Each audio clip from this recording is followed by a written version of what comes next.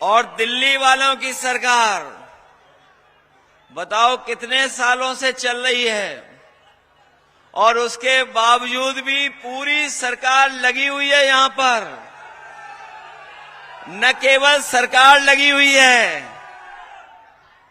जब उन्हें पता लग गया कि जनता उनका साथ नहीं दे रही है, तो उन्होंने अधिकारियों को आगे कर दिया, कर्मचारियों को आगे कर दिया।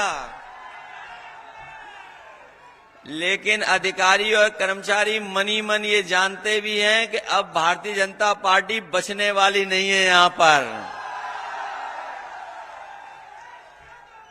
और तब वैसे तो कुछ चीजें बहुत लोकप्रिय हो जाती हैं, कभी कभी कारण नहीं पता लगता है कि क्यों लोकप्रिय हो रही हैं चीजें। लेकिन इधर आपकी विधानसभा की कुछ चीजें, कुछ घटना बड़ी लोकप्रिय हो गईं। मुझे पता नहीं था कि यहां मटन युद्ध भी हुआ है। वैसे तरह तरह के युद्ध हम लोगों ने देखे हैं, ये इतिहास में दर्ज हो गया मटन युद्ध। ये जो मटन युद्ध हुआ है, ये जो खींचातानी मची है, ये तो आपको देखने को मिल गई। वरना दिल्ली और लखनऊ के इंजन पहले से ही टकरा रहे थे, टक्कर मार रहे थे एक दूसरे को। न केवल सरकार के इंजन टकरा रहे थे, बल्कि इनके नारे भी अब टकरा रहे हैं। नारों में भी एक दूसरे लोग टकरा रहे हैं। और जो हमारे मुख्यमंत्री जी हैं, वो समाजवादियों से डरे हुए हैं। और डरे न होते तो कभी एक संत की कोई ऐसी भाषा होती है। हमारे यहां और आपके यहां सब जगह परंपरा ये है कि जो ज्ञानी होता है, जो जानकार होता है, वो कम बोलता है और मौन रहता है। इसीलिए हमारे आपके यहां मौनी बाबा, मौनी परंपरा है। लेकिन हमारे मुख्यमंत्री जी को तो कुछ उल्टा पुल्टा ही समझ में आता है। क्या नारा दे रहे थे वो?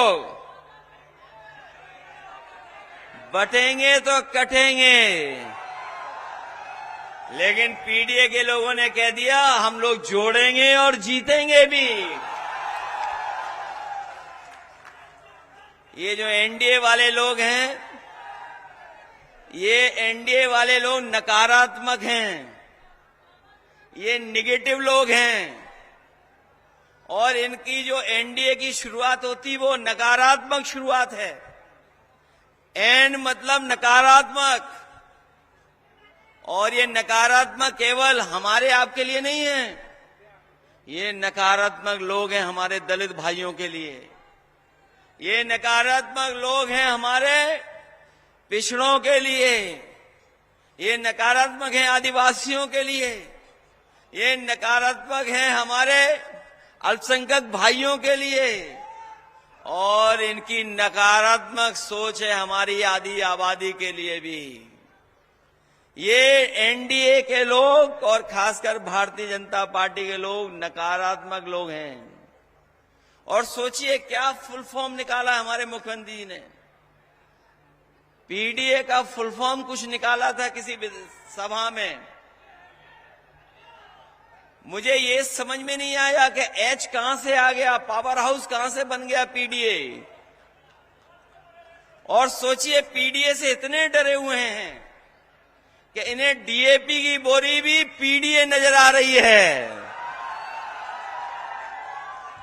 जो डीएपी है, जो डीएपी है, वो भी इन्हें पीडीए नजर आ रहा है। सोचो आप, इतने घबराए हुए हैं। और अगर ये जनता का जो समर्थन जान जाएंगे और देख लेंगे अपने आप हिलते हुए नजर आएंगे। अब ये मुकाबला नहीं कर पाएंगे हमारा और आपका। जब पिछले चुनाव में मैं आपके बीच में आया था तो मैं कह रहा था कि बोरी में से चोरी हो रही है, लेकिन हमारे किसान भाई जानते होंगे, गरीब जानते होंगे, अब तो डीएपी की पूरी बोरी चोरी हो गई। कहीं डीएपी मिल रही हो किसानों को तो बताओ हमें।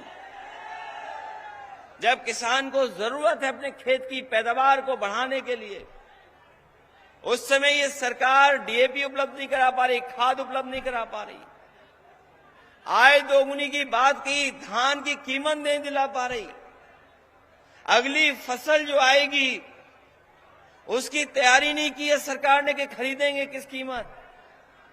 और क्या कहते हैं कि हम $1 ट्रिलियन इकोनॉमी बनाएंगे।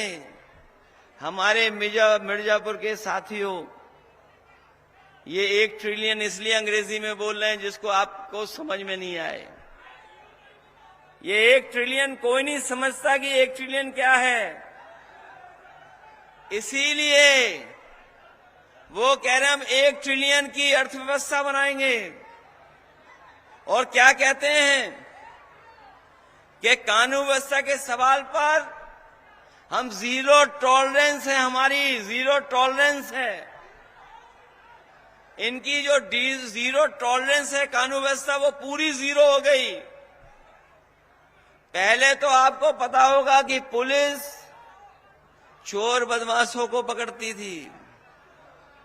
इधर आपने बनारस में देखा होगा पुलिस को पकड़ रही है।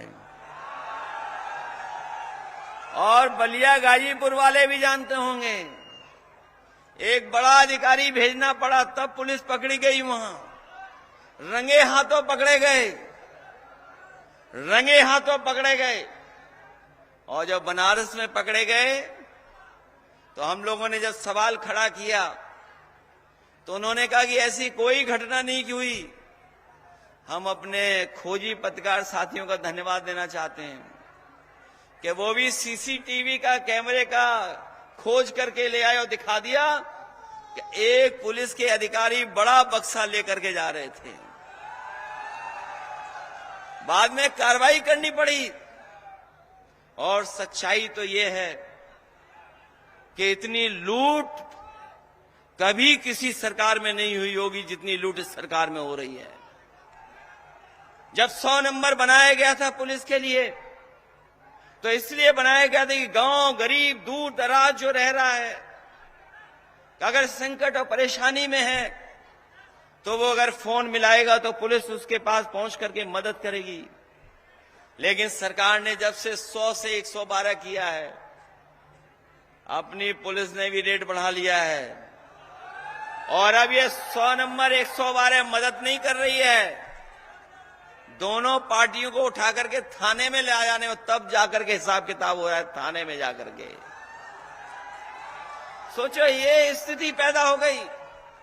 और यही नहीं, आप आंकड़े निकाल करके देख लीजिए, हमारी बहनों ने, हमारी माताओं ने इतना कभी आत्मदाह के लिए लखनऊ नहीं जाना पड़ा होगा। लखनऊ में मुख्यमंत्री जी को खुद नई एक टीम तैयारी करनी पड़ गई। एक नई टीम तैयार की है कि जिससे कोई आत्मदाह करने लखनऊ में ना आ जाए। कहीं न्याय नहीं मिल रहा है, कहीं किसी की सुनवाई नहीं। और इसलिए आप आंकड़े निकाल लेना, सबसे ज्यादा आत्मदाह करने बेटियां या महिलाएं कहीं गई हैं तो लखनऊ में जाकर के मुख्यमंत्री आवास के सामने न्याय मांगने गई हैं। इसलिए हम इस समय पर आपसे, क्योंकि बहुत देर हो गई, हम लोगों को बहुत दूर जाना भी है, वापस फिर जाना है। मैं कहां से चलता हुआ आ रहा हूं और मैं इसलिए चल करके आया, और मैं चल के आता भी, कोई भी रुकावट पैदा होती लेकिन तब भी मैं आपके बीच में आता और अपनी बहन के लिए वोट मांगने आता। इसलिए समाजवादी साथियों, मैं आप सबसे अपील करने आया हूं। वैसे तो अगर हम प्रतिशत के हिसाब से चुनाव का परिणाम जाने तो 100% इस बार समाजवादी पार्टी बाई इलेक्शन जीतने जा रही है। और अगर गिनती के हिसाब से हम लोग हिसाब किताब लगाएं तो 9 में से 9 सीटें हम लोग जीतने जा रहे हैं। इसीलिए आपने देखा होगा कि घबराए हुए लोग हैं, सरकार वाले घबराए हुए लोग हैं। उन्हें समझ में नहीं आ रहा कि रास्ता क्या निकालें। जिन्हें सरकार चलानी चाहिए थी, जिन्हें सरकार चलानी चाहिए थी, वो बुलडोजर चला रहे थे। और ये पहली बार हुआ होगा इतिहास में कि जहां पर सुप्रीम कोर्ट ने, न्यायालय ने बुलडोजर को गैराज में खड़ा कर दिया। न केवल बुलडोजर को गैराज में खड़ा कर दिया, बल्कि सरकार पे जुर्माना भी लगा दिया कि जुर्माना देगी सरकार। और जुर्माने के साथ साथ सुप्रीम कोर्ट ने यह भी कह दिया कि जो ऐसे अधिकारी हैं जिन्होंने नियमों का पालन नहीं किया है, उनके खिलाफ भी कड़ी से कड़ी कार्रवाई होगी। तो सोचिए, बुलडोजर गैराज में खड़ा हो गया, बुलडोजर गैराज में खड़ा हो गया कि नहीं हो गया। और याद रखना, इस रिजल्ट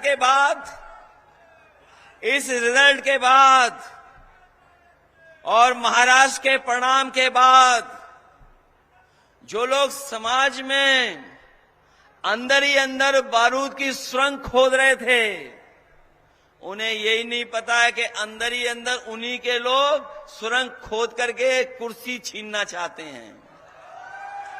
जो लोग समाज में सुरंग खोद रहे हैं, उनकी भी कुर्सी जानी, उसके लिए भी सुरंग खुद गई है। इसीलिए घबराए हुए हैं। सब कुछ लगा दिया है कि चुनाव जीत लें। जब जनता साथ नहीं दे रही है तो अधिकारी लगा दिए, सुनने में आया है। हम तो उन अधिकारियों से कहेंगे, क्या रखा है आईपीएस और आईएएस में? अरे छोड़ो कुर्सी,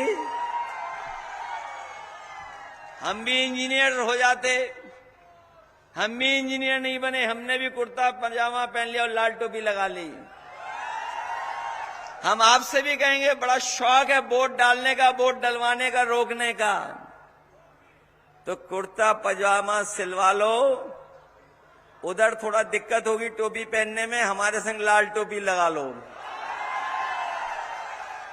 ये अभी जो खुशामद आप कर रहे हो, उस खुशामद से कुछ मिलने वाला नहीं है, क्योंकि वो सरकार गिरने वाली है, चलने वाली सरकार नहीं है। बीजेपी ढलान पे है और पीडीए चढ़ान पर है। ये पीडीए वाले प्रोग्रेसिव सोच के हैं, पॉजिटिव सोच के हैं। हम लोग पुल बनाते हैं, लोगों को जोड़ते हैं। ये भारतीय जनता पार्टी के लोग लोगों में दूरियां बनाते हैं, लोगों को दूर करते हैं। इसलिए इनके चलने वाली नहीं है इस बार। ये उपचुनाव भाजपा वाले हारने वाले हैं, ऐतिहासिक वोटों से हारेंगे। इसलिए मन बनाइए आप लोग। मन बनाया हुआ है, पक्का कि नहीं बनाया मन आपने? और सावधान रहकर के मतदान करोगे कि नहीं करोगे?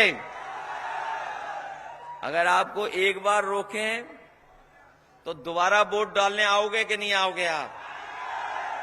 और दोबारा रोकें आपको तो तीसरी बार डालने आओगे नहीं आओगे? हम भी आपके बीच में रात में आए और आप भी इंतजार करते रहे। बताओ, इतना इंतजार करोगे वोट डालने के लिए कि निकालोगे? और इन्होंने तो नोटबंदी में हमें आपको लाइन में लगवाया, डीएपी के लिए लाइन में लगवा रहे हैं। बताओ, वोट डालने के लिए लाइन में लगोगे कि नहीं लगोगे? अब चुनाव में कुछ समय तो बचा नहीं है। उपचुनाव में कितना दिन है बताओ? अब तो कुछ भी नहीं बचा है। 20 तारीख को मतदान होना है। और याद कीजिए, 13 तारीख को मतदान होना था। ये 13 तारीख का मतदान इन्होंने 20 तारीख का कर दिया। ये चुनाव टाला इन्होंने। और ये चुनाव इसलिए टाला इन्होंने क्योंकि त्योहार के समय पर बहुत सारे लोग छुट्टी लेकर के आए थे, अपना त्योहार मनाने आए थे। इस त्योहार में खुशियां नहीं मनाई गई क्योंकि महंगाई इतनी थी, इतनी परेशानी में त्योहार मनाया लोगों ने। महंगाई को लेकर के बहुत परेशानी थी। जो दूर दराज नौकरी रोजगार कर रहे थे दूसरे प्रदेशों में, देश के दूसरे हिस्सों में, वो इस बार उत्तर प्रदेश आए थे त्योहार के समय पर। कई लोगों ने अपनी छुट्टियां बढ़वा ली कि 13 तारीख को वोट डाल करके जाएंगे, और जो छुट्टी बढ़ाने की भनक उन्हें पड़ गई भारतीय जनता पार्टी के लोगों को कि ये 13 तारीख को वोट डालेंगे और हरा देंगे बीजेपी को। तो इन्होंने चुनाव की तारीख बदल दी और 20 तारीख कर दी। जो चुनाव टालेंगे वो हारेंगे। बताओ, पहलवान मैदान से वही भागता है जो कमजोर होता है। यहां तो पहलवान होंगे कुछ, हमें दिखाई दिए थे अभी पहलवान। कौन मैदान छोड़ता है बताओ? जो हारने लगता है। बताओ, बीजेपी हारी हुई है पार्टी का, नहीं हारी हुई है। और ये पीडीए की एकजुटता से बहुत घबराए हुए हैं। जब से पीडीए की बात चली है बहुत घबराए हुए हैं ये लोग। इसलिए मदद करो आप सब लोग मिलकर के। मदद करोगे आप लोग? और हमारे मुख्यमंत्री जी तो वैसे ही उल्टा पुल्टा कर रहे हैं। जिन्हें अपने भाषा पे संतुलन रखना चाहिए था, वो बताओ अपनी भाषा ही बदल दिए हैं।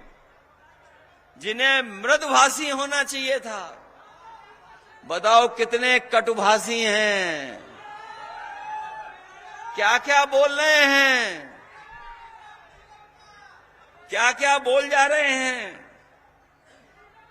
जिन्हें सत्य वचन देने चाहिए, वे बताओ झूठ का प्रचार कर रहे हैं कि नहीं कर रहे हैं प्रचार। और अभी जब नौजवानों को धरने पर देखा इन्होंने, पहले तो कोशिश की कि धरना इनका खत्म करा दें, लेकिन एकजुटता देख करके, नौजवानों की एकजुटता देख करके ये घबरा गए। इन्हें स्वीकार करनी पड़ी छात्र नौजवानों की मांग। अभी कुछ ही नौकरी मिलने जा रही है। ये नौजवानों को हम कहना चाहते हैं, भारतीय जनता पार्टी के एजेंडे में नौकरी नहीं है। और नौकरी एजेंडे में इसलिए नहीं है क्योंकि आरक्षण इनके एजेंडे में नहीं है। इसीलिए जानबूझ करके ये नौकरियां उलझाते हैं, क्वेश्चन पेपर को बदलते हैं, गलत क्वेश्चंस जारी करवाते हैं, और अगर नौकरी मिल भी जाए तो ये जाकर के कोर्ट में उलझवा देते हैं नौकरी, जिससे नौजवान को नौकरी न मिल जाए।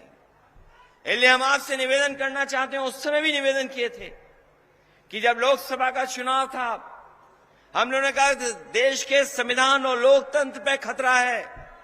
मैं अपने तमाम गरीबों को, तमाम हमारे बाबा साहब भीमराव अम्बेडकर जी के रास्ते पे चलने वाले, डॉक्टर राम मनोहर लोहिया के विचारों को आगे बढ़ाने वाले और नेताजी का संघर्ष याद करने वालों को कहना चाहता हूं, जब तक उत्तर प्रदेश और देश में भारतीय जनता पार्टी है, तब तक संविधान को खतरा रहेगा, हमारे लोकतंत्र को खतरा रहेगा। संविधान और लोकतंत्र तभी बचेगा जब उत्तर प्रदेश और देश की सरकार से भारतीय जनता पार्टी का सफाया होगा।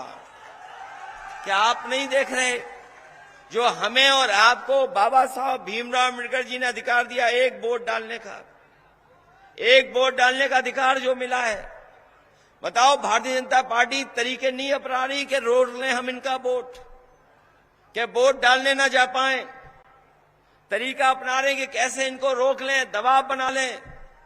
हमारे प्रधान भाई भी लोग होंगे, उन पे भी बहुत दबाव बनाया जा रहा होगा। कोटेदार भाई लोग होंगे, उन पे भी बहुत दबाव बनाया जा रहा होगा। बीएलओ पहले ही हटा दिए, अधिकारी पहले ही साफ कर दिए, लेकिन जनता पूरी तरीके से ईमानदारी से तैयार है इस बार भारतीय जनता पार्टी का हिसाब किताब और उनको सफाया करने का। क्योंकि जो लोकसभा का चुनाव जीता हुआ हम तिगड़म की वजह से, दबाव की वजह से नहीं जीत पाए। याद होगा सभा चुनाव भी हम लोग जीत गए थे, लेकिन हम लोग सर्टिफिकेट नहीं दिला पाए। बताओ इस चुनाव में हिसाब किताब पूरा करोगे आप क्या नहीं करोगे?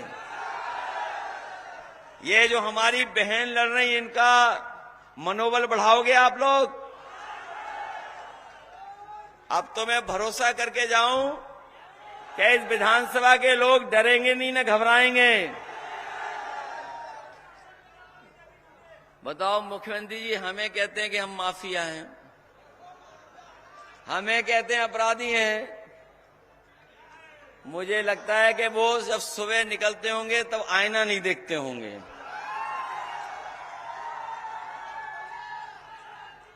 सच्चाई है कि सब उन्हीं के साथ है, हम लोगों के साथ कोई नहीं है। इसलिए मदद करो आप सब लोग मिलकर के।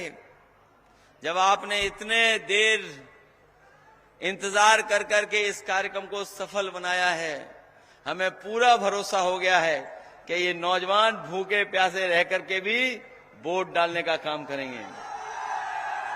इसलिए डालिए, मदद करिए और ये लोग भी सहयोग करेंगे जैसे अभी सहयोग कर रहे हैं इतनी रात में आपका सब। ये लोग भी सहयोग करेंगे, घबराने की जरूरत नहीं है। मैं एक ही बात कह करके जाना चाहता हूं, प्रशासन के लोग ये याद रखें, बड़े लोग ये सब साथ दे रहे हैं, ये जितने लोग ड्यूटी पे हैं ये सब आपकी मदद करेंगे। उस दिन भी ड्यूटी दे करके आपका वोट डलवाएंगे। लेकिन जो बड़े अधिकारी हैं जिन्हें बड़ी कुर्सी चाहिए, मेरा उनसे यही कहना है कि आपकी अपनी सीसीटीवी से तो बच सकते हो, आपकी जो सीसीटीवी है उससे तो बच जाओगे, लेकिन जनता की आंखों में जो सीसीटीवी में रिकॉर्ड हो रहा है उससे नहीं बच पाओगे। और जो रिकॉर्डिंग हो गई है इनके अंदर, समय आने पर हम लोग भी वही व्यवहार करेंगे जो आज आप व्यवहार कर रहे हो। इसलिए मदद करिए हमारी बहन की। हम लोग कभी भी कानून और संविधान के बाहर जाने वाले लोग नहीं हैं। हम लोग विकास करने वाले लोग हैं, हम प्रोग्रेसिव लोग हैं, पॉजिटिव लोग हैं। लेकिन भारतीय जनता पार्टी के लोग नफरत फैलाने वाले लोग हैं। मैं इन्हीं शब्दों के साथ मैं एक एक नेता जो हमारी पार्टी के